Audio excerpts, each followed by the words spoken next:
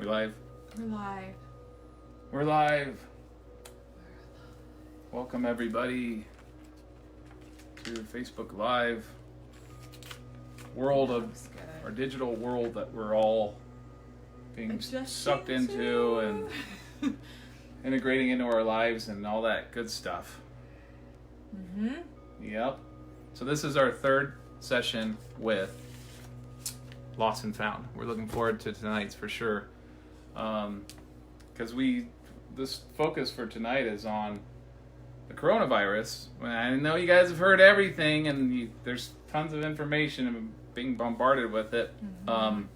But we kind of had to. It's a respiratory disease. It's basically all about how we breathe, and so we haven't really posted or done too much about it. We haven't, because we've been trying to get all this information to come up with something that's solid and worthwhile, that's different.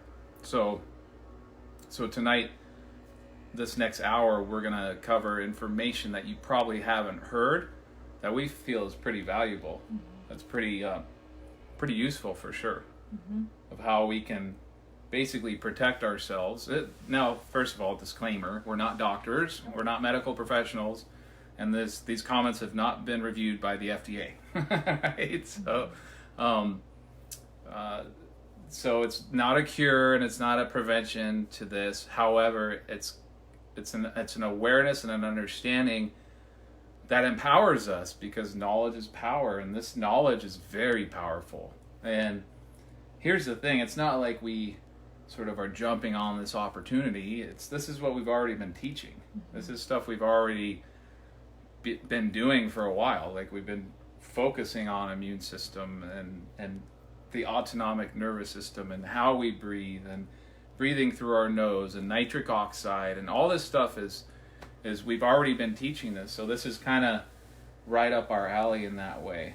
And it's about too, so those physical benefits, but also just empowerment and knowing how the breath, we can use the breath to activate our parasympathetic nervous system to get us into the state of just calm. And right now, anxiety, already was high, I would say, for probably a lot of people, a lot of stressors going on in life. You're just super busy. And so now it's more important than ever that we can connect with our breath and use it as a tool to let us feel a little bit more calm in this craziness. So that is the peace in the storm. Yeah. And we have the ability to connect with that. And it's something, like Brian said, we've always taught, but now more than ever, it's just that message of empowerment and resilience that I love Lost and Found, that's something that they really focus on, is that resilience piece. And so this is just part of it. Yeah. And to be able to bring this to you right now feels really good. Absolutely. And we're gonna teach you how to build inner resiliency to the severe effects, and even to preventing it, to not getting such the symptoms. And also, this isn't just for COVID-19, this is also for the flu. I remember a month ago I was flying back from LA or San Diego, California, and the plane was just, I couldn't believe how sick people were. I was like, if this is COVID-19, we're all gonna die, because the plane was so sick. It was like and this was before it even really expanded. So we are more susceptible to the flu. These viruses. Like, this is really a cultural disease based on a weakened immune system. Like, our immune systems are weak. Our ability to deal with challenge is weak. Our ability to deal with external environment has been weakened, really. And so it's almost like we've gotten to this point in our evolution as a species where now we need to shift, and this thing's waking us up, right? It's literally, this is a wake-up call to how we live, how we look at our body, how we look at the external world, our cells, health, and all that. And I believe personally that this is really going to expose breath work as being the key to our overall health and well-being, because it all starts with the breath.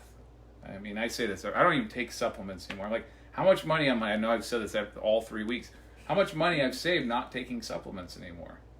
And it's like, I don't need those supplements that I've been taking since I was like 25 years old, because the breath optimizes our internal autonomic nervous system, our internal state. Mm-hmm.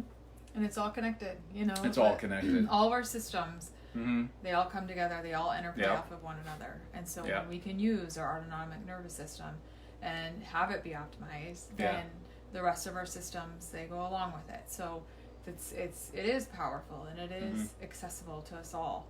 And that's so important. It's accessible to us all. If we can breathe, we can do this stuff. Mm-hmm. We can shift. We can reverse the process. Mm-hmm. So many times I'll have a student come in like saying that I feel like it's too late, like I'm too deep in my struggles or my challenges. Like, no, that's not it at all. The challenges are there for a reason, and all we got to do is point that arrow up. Because as soon as you point that arrow up, we all know that feeling. It's like, wow, this is what it's all about. This is good. It's great. It's beautiful. Life is extraordinary when that arrow is pointing up. Mm-hmm. And so all it takes is just a little bit of work and understanding of what points my arrow up. And the more we point it up, the more we have that ability, that empowerment in our lives to change our lives. Yeah. So today I got some information. So I'm a school psychologist in Northeast Nebraska, and the Boys Town hotline released some data on just even the number of phone calls called in to the hotline about different mental health issues. And the curve, the numbers follow the coronavirus numbers themselves. Like, it was lower towards the beginning of February, and then it just took off in March. And some of they were able to kind of break down like the presenting calls of what the main focus is. And of course, like the suicidal ideations on there.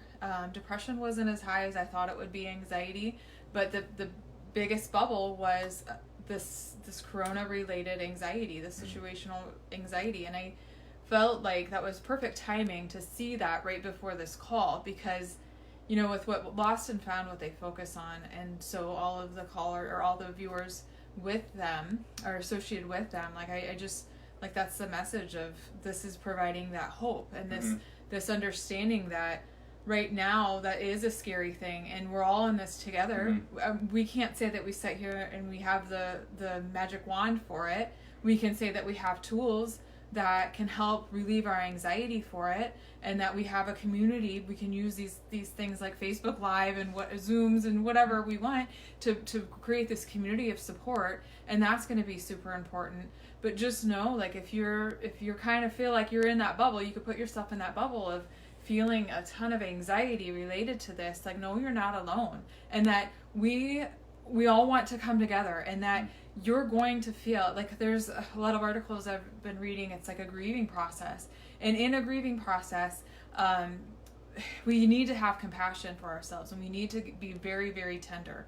And there's also all this other information about what we should be doing and maximizing ourselves during this time. And sometimes it's not necessarily that.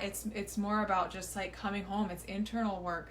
It's understanding like our own inner resilience, our own ability to trust that we can get through these things. And sometimes that means counting on one another and community of some sort. And so that it was just very motivating to see that. I just felt like it was very timely. There was I do oracle readings, weekly oracle readings, and this week's it felt perfect too for that. And it was just talking about this time of transition, that's what we're in, and that can be so scary because it's like everything that we've known and what we've kind of built our lives on was just kind of stripped away from us without us. We always think that we like change, but when it's done to us without our control, that's scary and it's upsetting. And so we're trying to find these new ways of being.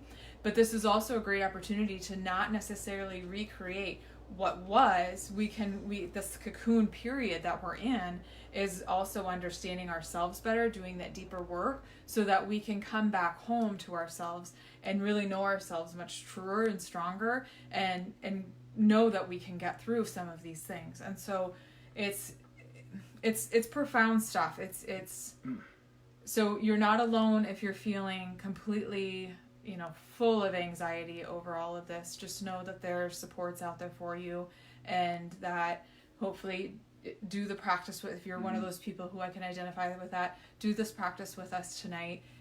monitor how you're feeling before, how you're feeling after, and hopefully even doing that, you recognize that you do feel a little bit better. And those things, that is bringing that agency and that ability to just have more of an impact, so that you can just strengthen that muscle of knowing how you are able to cope with some of these things. And again, always reach out to the different community agencies as well, to if you're feeling overwhelmed by it.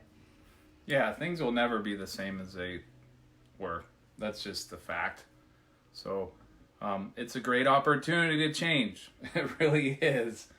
And it almost in the sense of like, I wonder sometimes if it gives people sort of more of this sense of we're belonging to a bigger picture here. Whereas like our worldview is changing drastically. Everyone's worldview is changing. So, and the shift is going to be from self-orientated, and that's usually where depression and all that stuff lies, is in our concept of ourself, to more of like a worldly, expansive sort of collective mindset.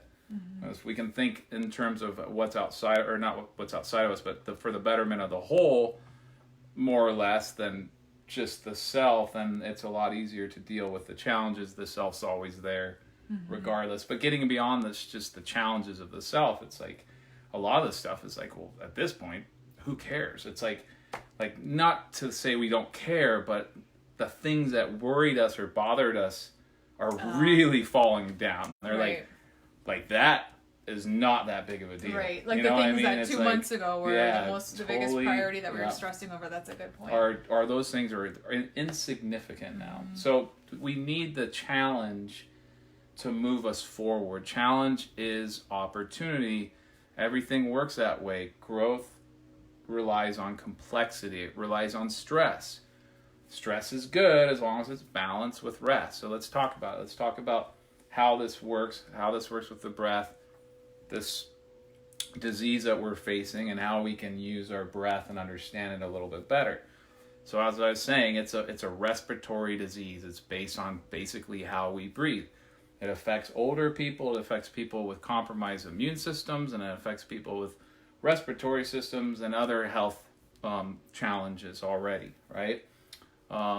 It's not, they have no cases of young children dying from this, like really young. Or maybe there are, maybe I'm wrong, but there's very few. That's not affecting people with healthy or active immune systems, and most children have active immune systems just naturally. So it's affecting those with compromised immune systems, elderly, obviously, but anyone, even if we sort of have a predisposed thing with sort of apnea or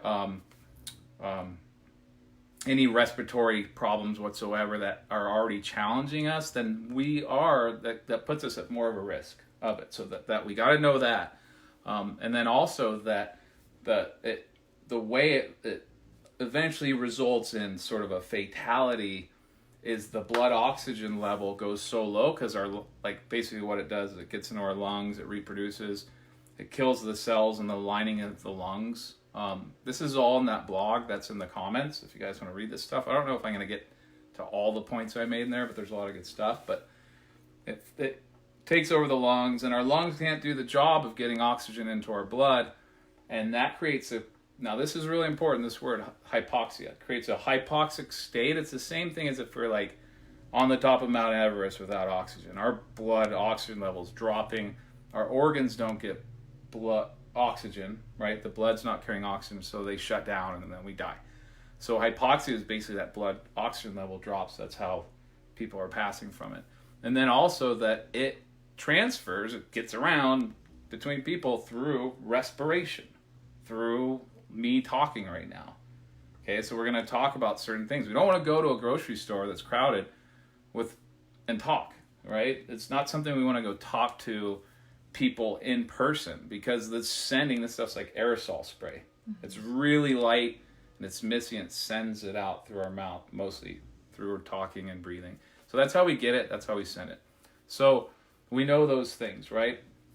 Now the first thing we want to deal with, let's start with immune system. Immune system's the biggest part of this, because if we have a weakened immune system, it's going to affect us more than otherwise. If we're talking about immune system, And we're talking about weakened immune system on this planet, and this is where we're saying this is a global epidemic for a reason, because our system itself, our society as a whole, globally, has a compromised immune system. Then we have to first talk about stress.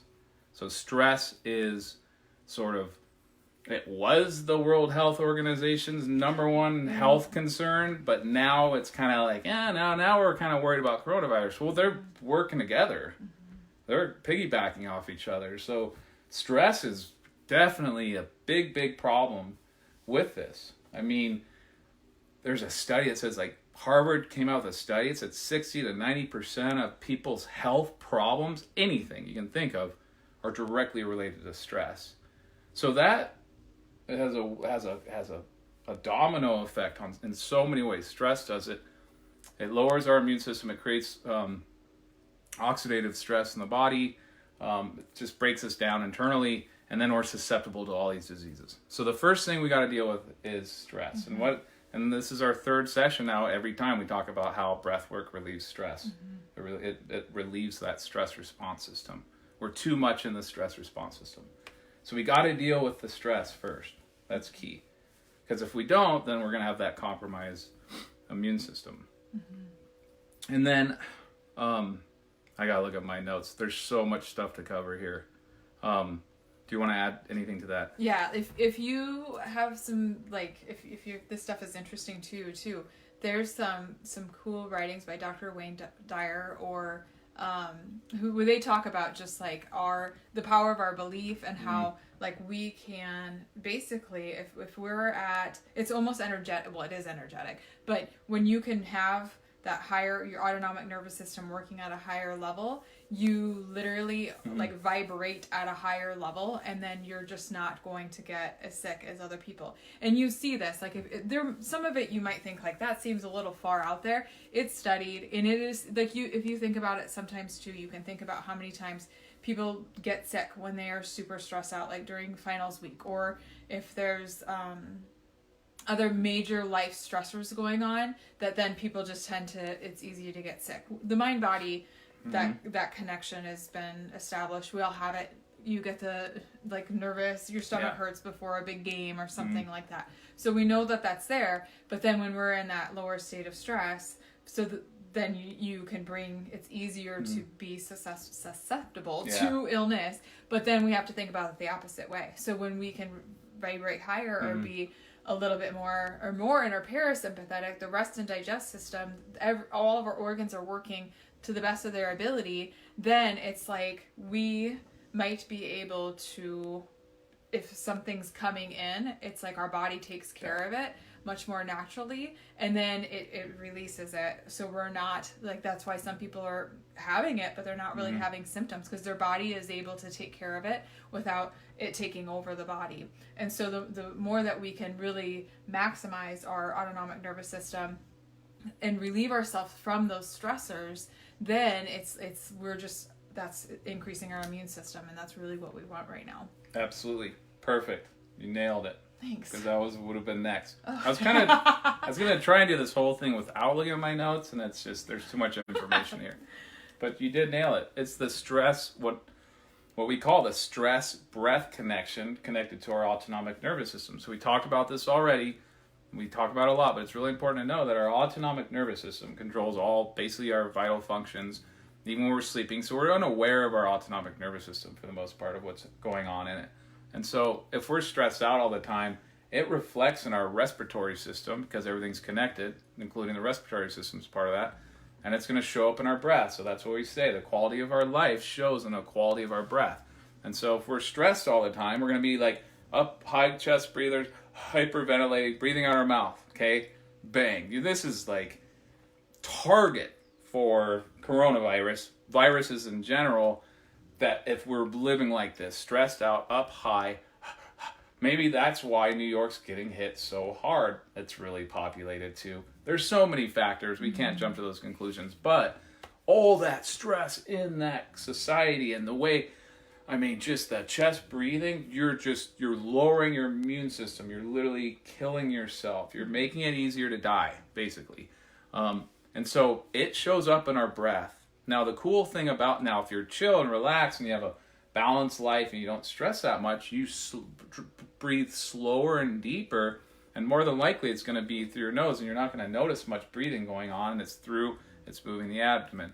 Now, this is the cool part about it, and this goes not just for people who are compromised from stress, but also those who are compromised from those other ailments, those other factors, maybe just a medical condition that our respiratory and our immune system's compromised. But we can reverse engineer that process and that damage through our breath, because everything's connected. And the breath we have control over. So our autonomic nervous system, if it's unhealthy, lower vibration, we can raise it through breathing. Proper breathing, we can raise that frequency. So that's our empowerment. Our empowerment is the breath. It literally gives us control over that autonomic nervous system. So we gotta know that. We gotta key into that. That's essential. And what I like too about this is that it incorporates other elements that we've talked about or that are super important. Is when you are thinking about like, okay, we need to reverse engineer and we need to be more intentional with our breathing, we're bringing in intention, we're bringing in awareness, so then it becomes a mindfulness thing where all of a sudden we're doing things that we're just much more present and in the moment because we're focusing on it. So then it has even those benefits of the mindfulness and all of the research with that, and just being in more of the power of now. So you're also adding those layers of benefit to the breath work by okay, so we like if we're mouth breathers, or maybe we're not even sure if we're mouth breathers or how we're breathing, we have to be more intentional about paying attention to how we breathe. Nailed it again, because the next topic's on mouth breathing. So somewhere along the lines where we just became stressed out human beings for not all the reasons that we had stress in the past, we have so much of it now that we become mouth breathers.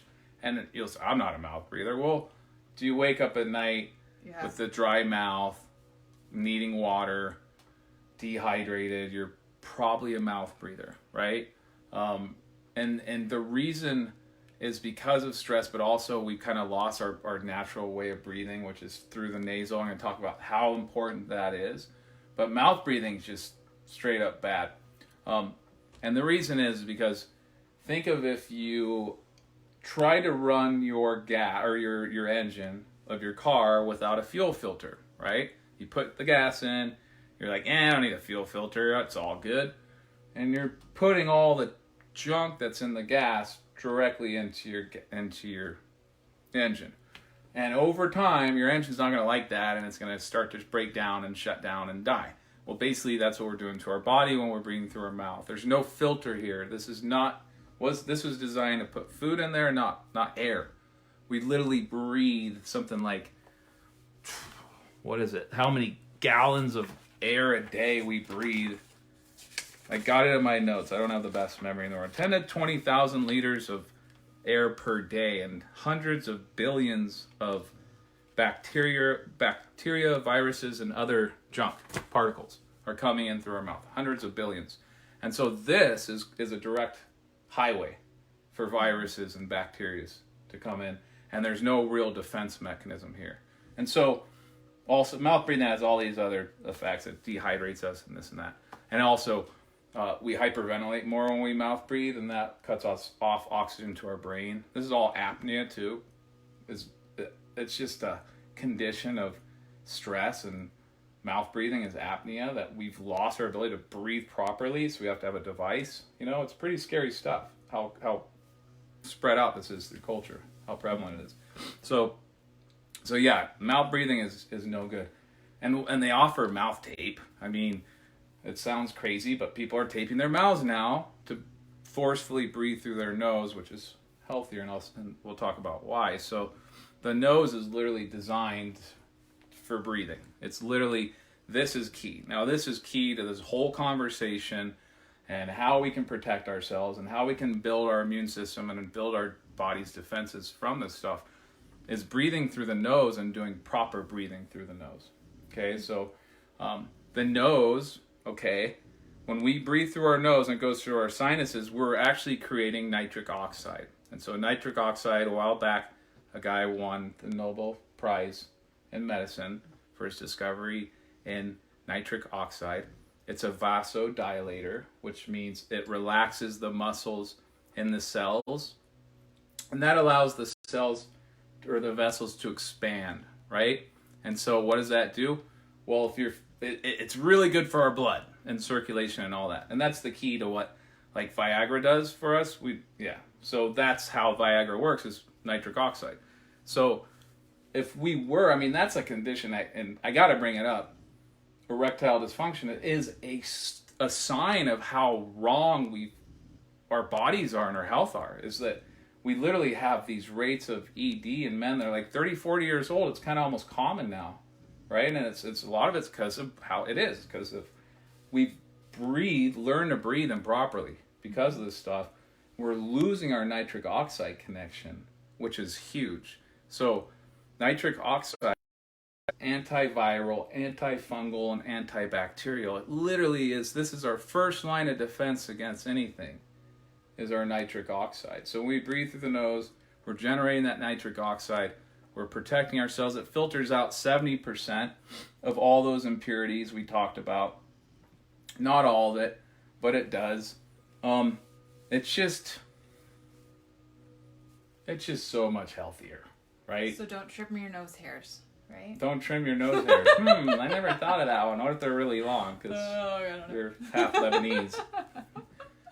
So the key is to nose breathe, and most of our practices are nose breathing. Mm-hmm. Now we'll do pranayama. We'll do breath work where it's mouth breathing. If you guys are familiar with that one, yeah, that's the one that gets us really, really deep. And that's the point, is let's get really, really deep. Let's do a really strong flushing of CO2 and this and that. But those are pranayama practices. Those are set specific for certain times.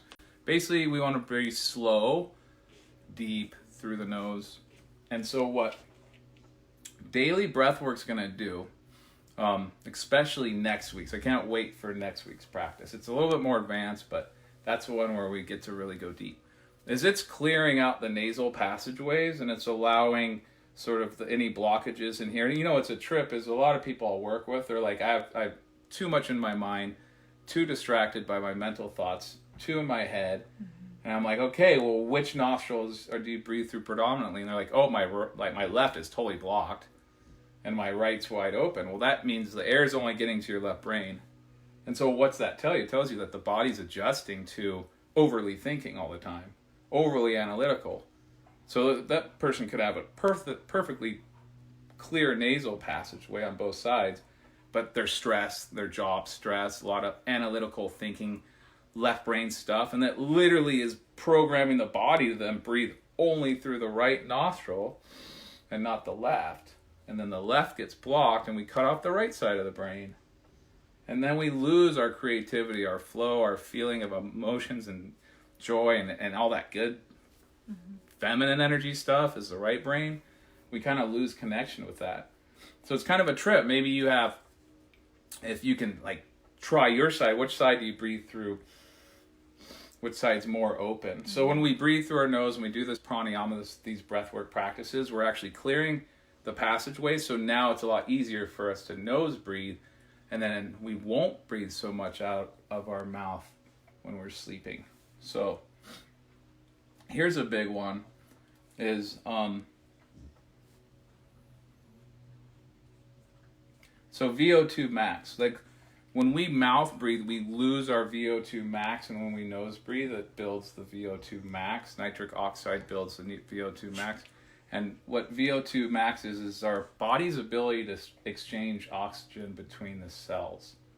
Remember I mentioned hypoxia, the loss of oxygen in the cells, is what makes the organs break down. Well, VO2 max is like our body's ability to transfer that oxygen between cells. So that's going to be, the higher our VO2 max is, the more our bodies are going to be able to handle that loss of oxygen into the cells at that level. So high VO2 max is definitely a plus. It also, we measure it through our breath. So we're gonna actually do a breath test to check where our VO2 max is. That's a big one.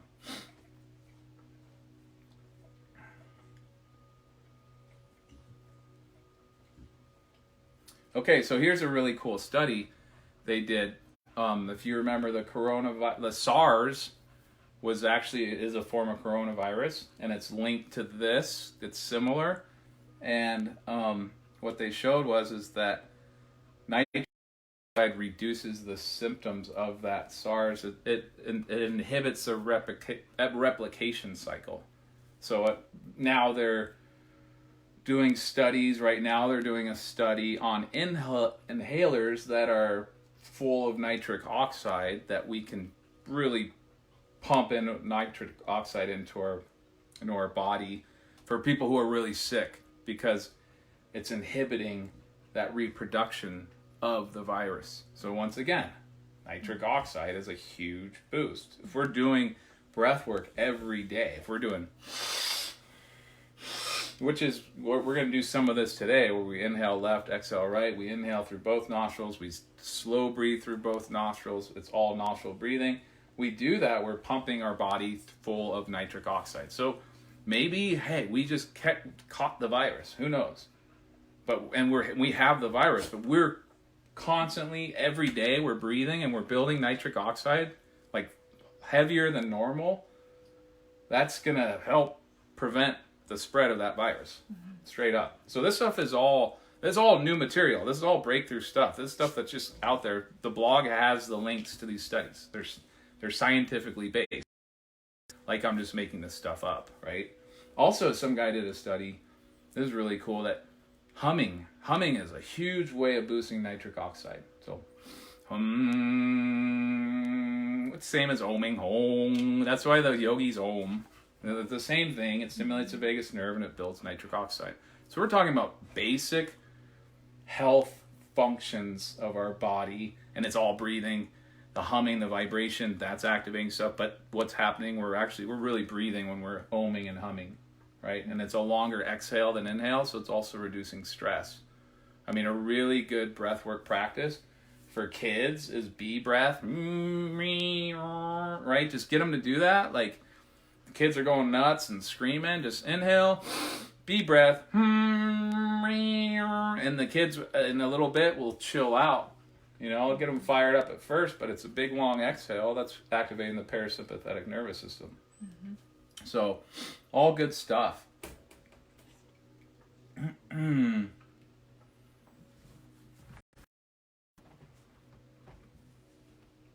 Okay, let's get back to...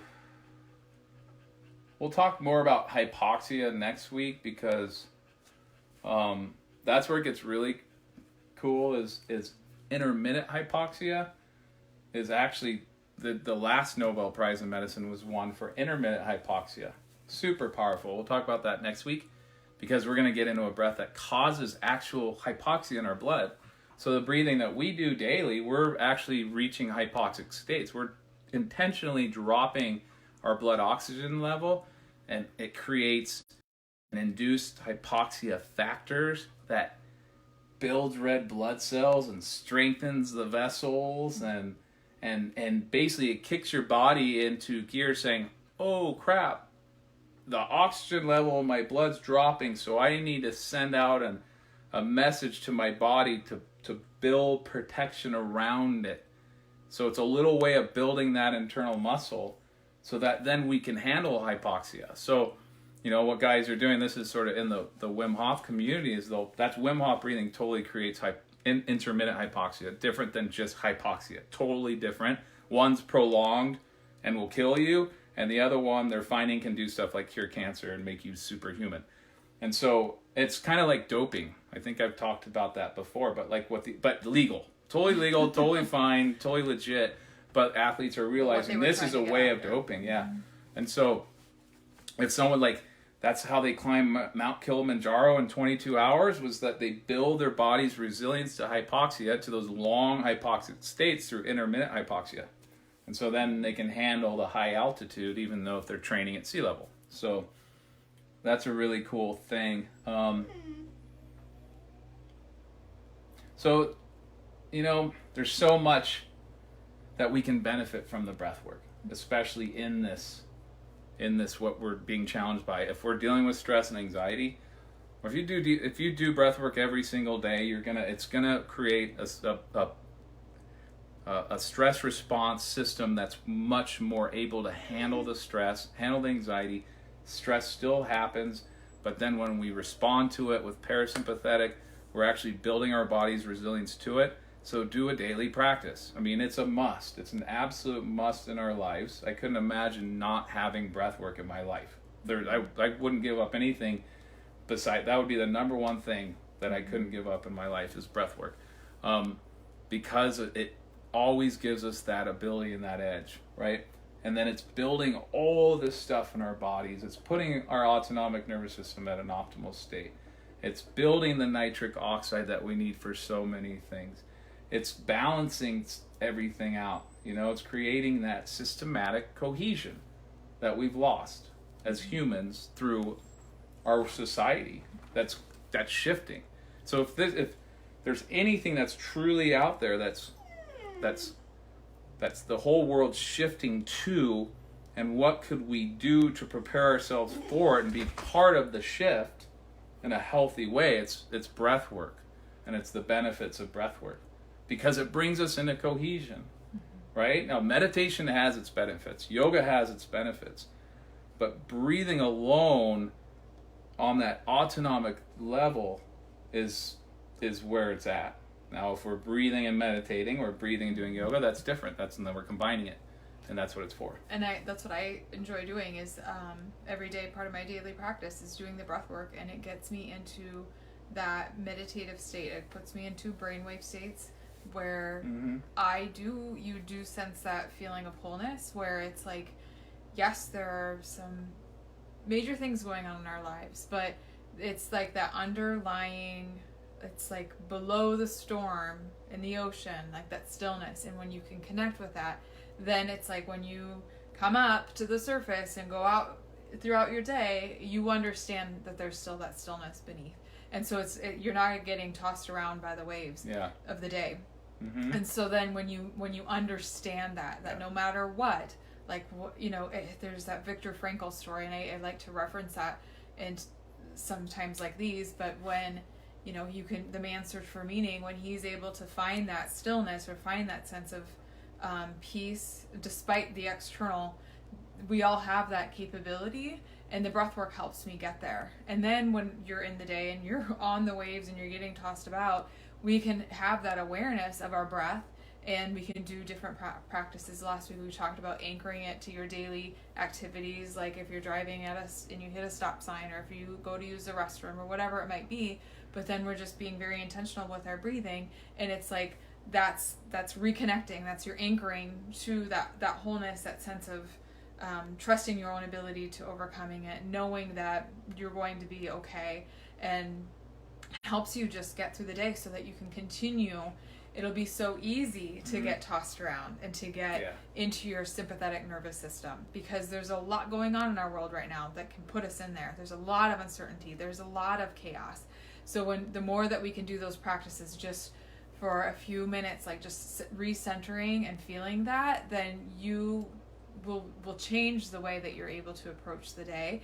And maybe, sometimes it's drastic, sometimes it's not. Sometimes it's just do it day after day. I love doing the little check-ins. How do I feel before? How do I feel after? Because then it's also just showing you, it's making it more concrete, because it is kind of subtle.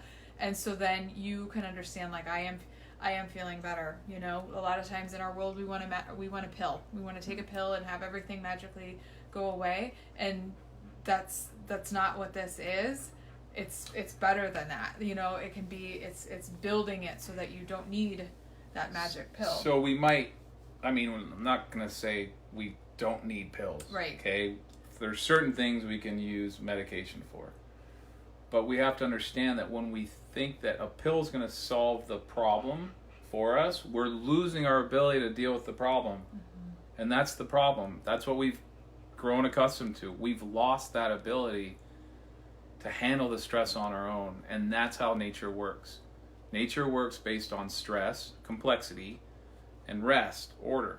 And between the two, you have emergence. Mm-hmm. That's systems theory. It's in nature. It's in everything. So it's key that we utilize our challenges as opportunities for that growth. The more we buckle up and, hey, let's work through this. Look at the farmers, the hardworking farmers, they're just, sure, their life's full of stress, but they're doing their thing, right? It's not the life we all want to live necessarily. Some of us do, but they're they're resilient, you know? And sometimes buckling up and doing the work means like crying. It Yeah, means like that's going true. internal, and it means, taking a through day and to just processing. not do anything. So that's still buckling up and doing it, because sometimes that's the hardest thing to do, is to sit with your feelings and let them pass through and work through them. So either way, whatever that looks like for us, it is like that's empowering too, is listening to your body and doing what you like emotionally needs to be done to work through it, and instead of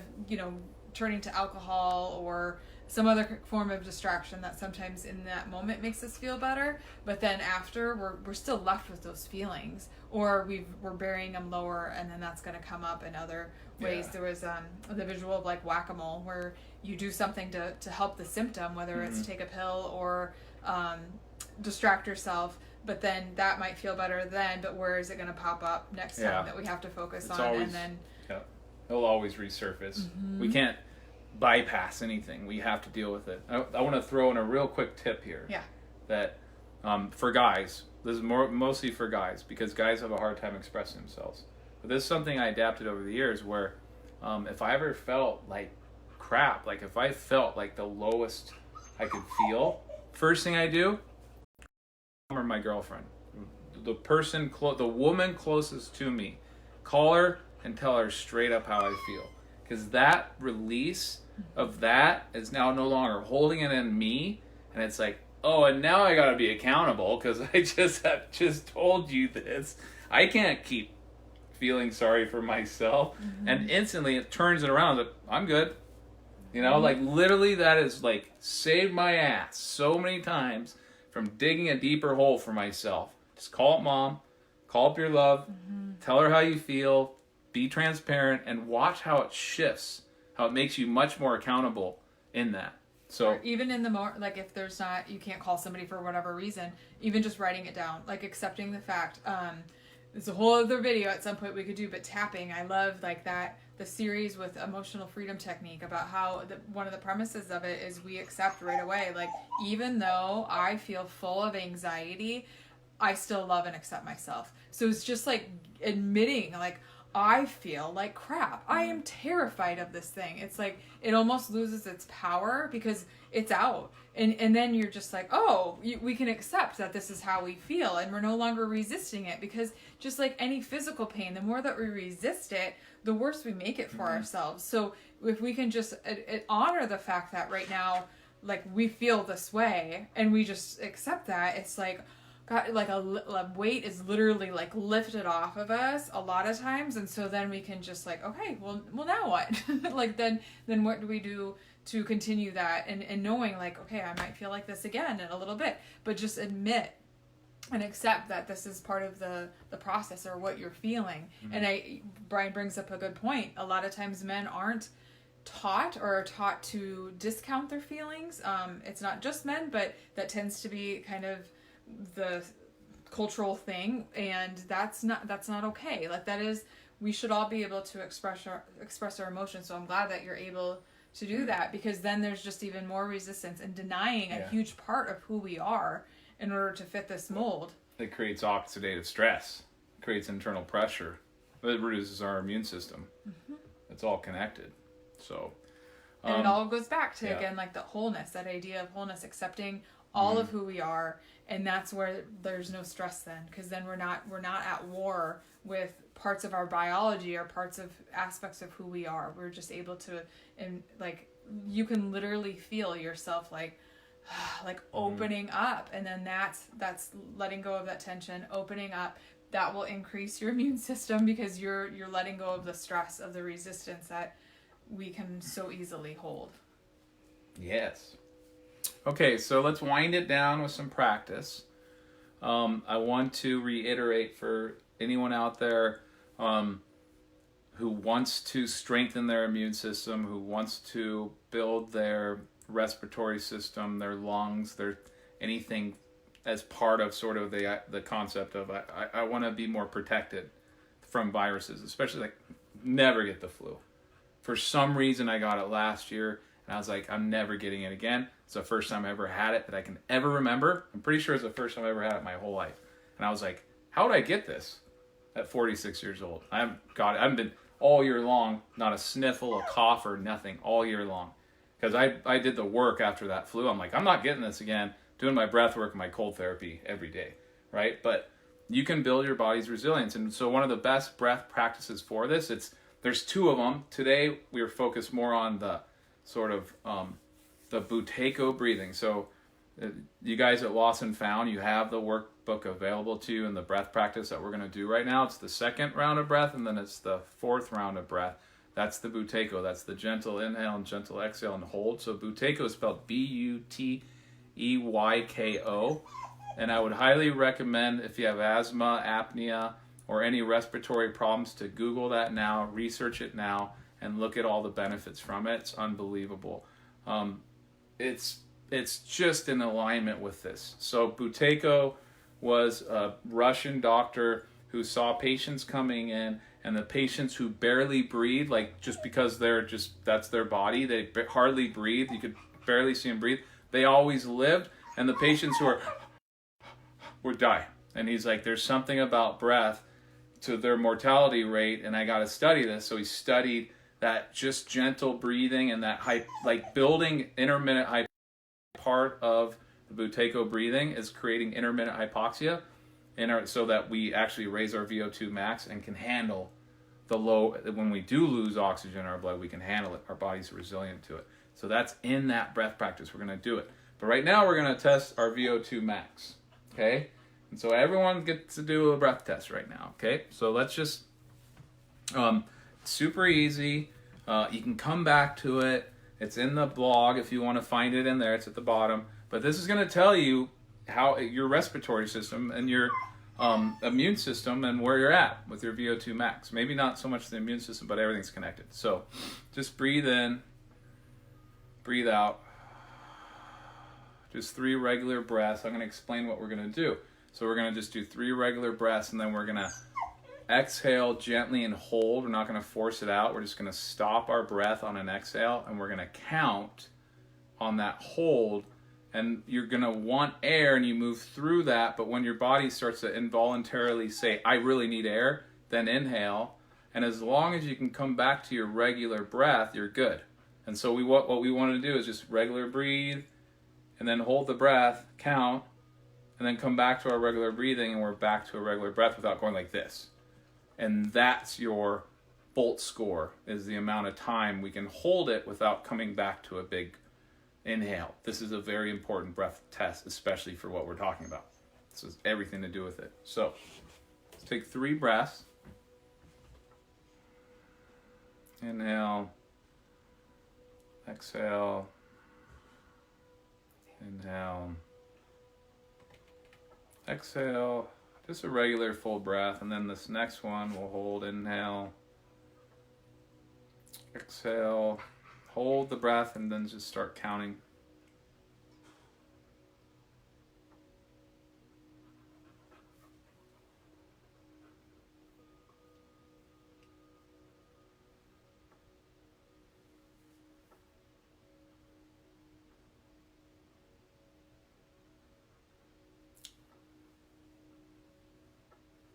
And you might have your number. You might want to use your phone to time it properly. You want to be honest with yourself.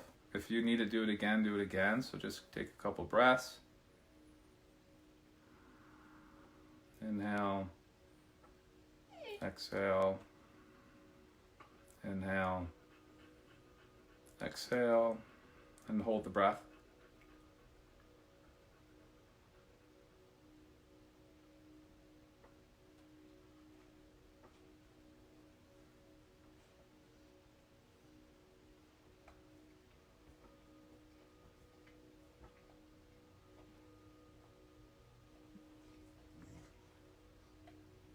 So if you're still going, that's really good.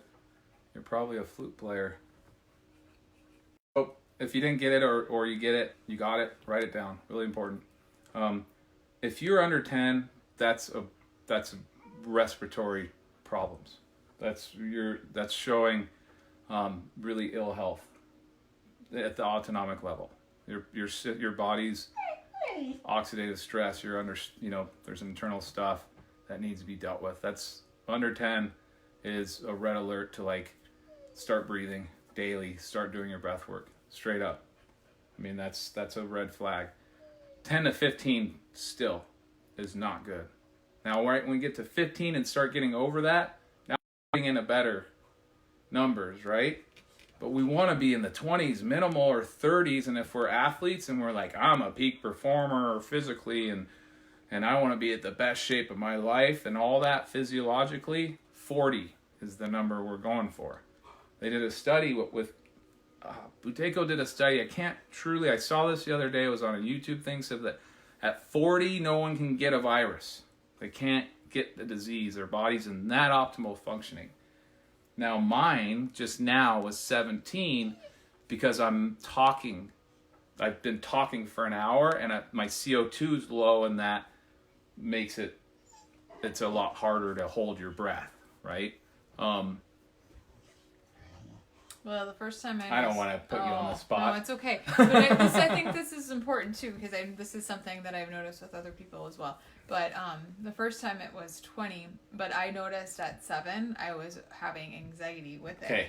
And that's something that I feel like is something to bring up, because I think a lot of people's breath holds or their Bolt scores might be lower right now just because of the collective energy all around us. And I tend to be an empath, so I think it was something that I was aware at 7 seconds. I was thinking, I need to breathe, and then I realized that's my brain. I'm actually okay. But and that's the thing is, if being in a calm state is going to let us hold our breath for so much longer. My Bolt score is normally around. Now it was up to 37 for a while. I was in a good number, and then like you said, with all this stuff, my Bolt score in the last couple months has dropped a lot, and it's right around 27 now. But that's a big difference from 37 to 27. But when I first started this, I was at 23, and I'd already been doing breath work, and then I started to focus on it, and I got up to 37, and then it came back down. So, but if you do the practice, especially the vagal toning breath work that you can get on our website, if you do our free mini course, that's the breath work we're going to do if we have enough time. If you do that every day, it's going to change. You're going to watch that number go up. There's so many benefits to that breath work. It's insane. It's multiple breath works put together. It's the one we've done already. We're going to do it right now. We'll just do a shorter one. We'll focus on the Buteco part because that's where we are creating what's called oxygen hunger. And when we create oxygen hunger, it builds our body's resilience to CO2. And then we can hold our breath longer, and that means we can handle the oxygen dropping in our cells. We build our body's ability to exchange oxygen between cells a lot more efficiently. It affects everything. It's cellular health with oxygen. I mean, how does it get any more fundamental than that? Read about Buteco, study it. It's huge. 2 of the breath work that we focus on more than anything is Buteco and Wim Hof. And Wim Hof we talk about next week. It's similar to Wim Hof. We tweak it a little bit. And we're going to talk about next week how you can build tons more nitric oxide through a breath that's similar to Wim Hof. That's not exactly Wim Hof, but you get the same benefits. That's one we really like to do. So let's just do a little breathing. Got 8 minutes left. This will just show you that you can change this practice up on your own if you only have 8 minutes. You're like, oh, I can't do it. I only have 8 minutes. It's supposed to take 12 minutes. Make it 8 minutes. So just close your eyes and start focusing on your breath. Make sure your body's expanding through your breath. Put your hands on your ribs if you want. Make sure there's an expansion in the lower ribs. When you inhale through the nose, inhale through the nose, the ribs expand. Exhale out the mouth. The reason we exhale out the mouth for this 4-7-8 breath is because it does bring us into parasympathetic quicker. It's a quicker way. The mouth is releasing more through our mouth and our nose. Our nose does limit the amount of breath we can move. So let's inhale for a count of 4. through the nose and hold the breath.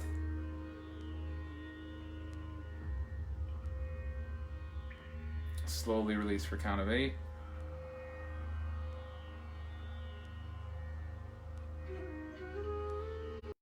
For 4.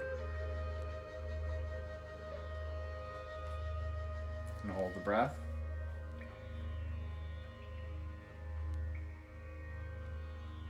Slowly release for count of 8.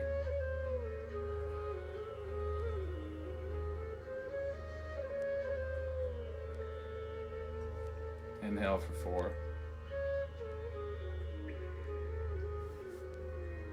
And hold the breath.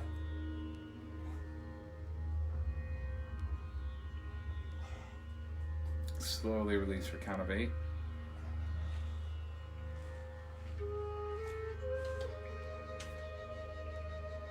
Inhale for 4.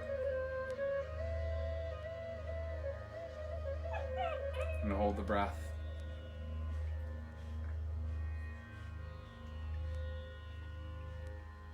Slowly release for count of 8.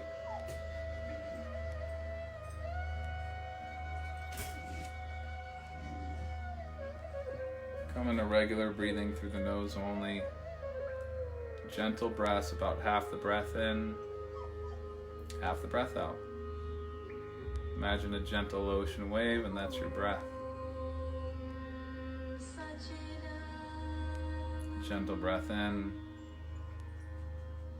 gentle breath out. Now hold the breath. Gentle breath in, gentle breath out. Hold, and find comfort in that need for air. Gentle breath in, gentle breath out. Hold. This is resetting your autonomic nervous system. Gentle breath in, gentle breath out. Hold. Find the rest in the stress of needing that air. Gentle breath in, gentle breath out. Hold the breath. Gentle breath in, gentle breath out. Hold. And come back to regular breathing through the nose. Now use the right hand, right thumb blocks the right nostril. Deep inhale, left. Hold it in for a second. Remember, the deeper you breathe through your nose, the more nitric oxide you create in your body. Block the left nostril, exhale out the right. Block the right, deep inhale, left. Block the left, exhale right. Block the right, deep inhale, left. Block the left, exhale right. Block the right, inhale left. Block the left, exhale right. Nice and slow. Inhale left. Block the left, exhale right. Block the right, deep inhale left. Block the left, exhale right. Full body breathing, left nostril, inhale. Block the left, exhale right. Block the right, inhale left. Block the left, exhale right. Do 3 more, make them deep. Deep inhale left. Block the left, exhale right. Block the right, deep inhale left. The left, exhale right. Last one, deep inhale, left nostril. Hold the breath. Maybe take another sip of breath in. Hold. Now block the left, exhale right. And release the hand, hold the breath.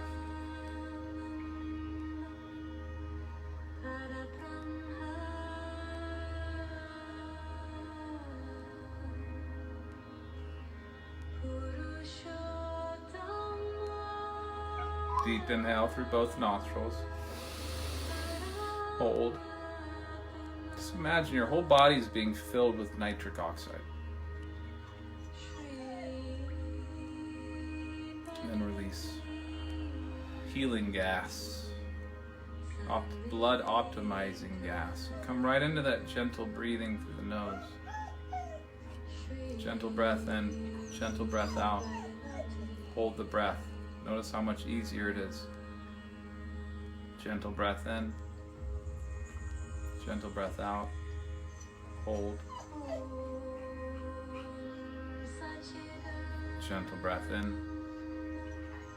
Gentle breath out. Hold the breath.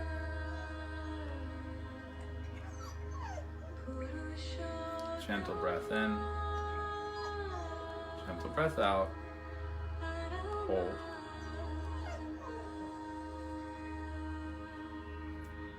Gentle breath in. Gentle breath out. Hold the breath. And come back to regular breathing through the nose.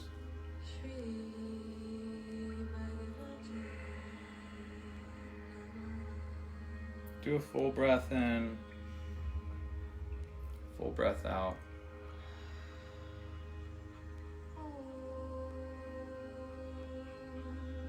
Come back to regular breathing and just feel.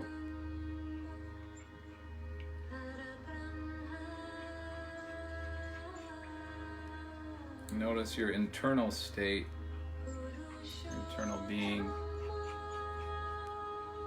Just appreciating that through your breath alone, you can build your body's defense, your body's awareness, protection,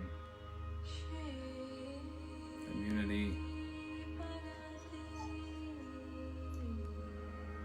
Slowly come back, opening your eyes. So it was just shortened. It was just 8 minutes. We can do that as long as we do the breathing. So we're at the hour. Thanks, guys. Yes, and make sure there's a survey that Lost and Found has put in the comments. Make sure that it would help them out a lot to have you guys fill that out. I think it'll be on the Lost and Found page and not the Breathe and Believe page, just so you know. It might be on the I think they might have put it. Oh yeah, it might be in the comments here, but it's for Lost and Found. If you're not part of Lost and Found, don't worry about it. I think it's for their people. Oh, okay. Because they're doing a percentage. Got it. Okay. Or a gift. No, that's good. You Yeah. remembered. Thank Yeah. you.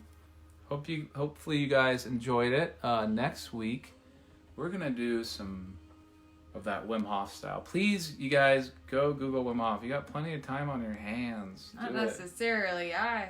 Okay. feel like Well, I got anyways, if you busier. do research this guy, he's hilarious, and he's creating this mass movement of shifting, and it's all about breath and cold, and this is what we're gonna get into next week. Now he mostly mouth breathing. It's powerful. Get you to a deep place. It'll make you feel funky all over. It'll make you feel pretty incredible. But we just direct it in through the nose instead. We do the similar thing. It's Bhastrika breathing. It's a pranayama. But he's worth it, and people's lives are changing, and anxiety and depression, all this stuff. Now it's a little intense what he practices because it throws you right into it. We like to start gradually move into it, right? So it's easier to get to that point rather than full throttle. Here you go, right? That's why we're starting it on week 4, not week 1. But it would be our daily practice. But this will be huge intermittent hypoxia breath, adrenaline breath. This adrenaline boost builds white blood cells. So we're building red blood cells, white blood cells, strengthening cell walls, relaxing through the nitric oxide, the muscles and the cells. I mean, the blood loves it. It just does. It's the best. So. And I just one quick thing too, if you are new to breathwork and maybe you find yourself not feeling anything, that's okay. Just keep doing it. It's kind of like, you're tapping into or trying to feel sensations that we've kind of been distracted from or disconnected from for a while. So Some people can feel it right away. Other people, maybe right away, you're not. So just don't give up. Just keep doing it, and you'll connect with that peace within.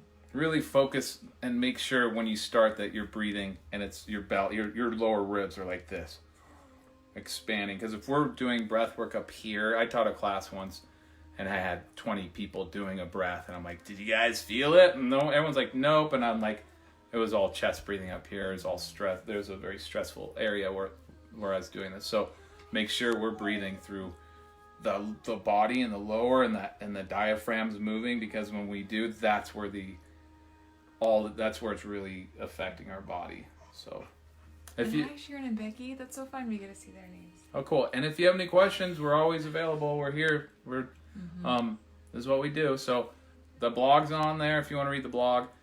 You get free, you can go to our website and get the video of us, that breathing practice that we do, the vagal toning. The benefits are a lot. I won't say infinite, but there's a lot of benefits to it. And this is the world we're coming to. That we take control over our own health and our own power and our own inner peace. So, awesome, everyone. All right, bye, everyone. Have a wonderful evening. Thank you.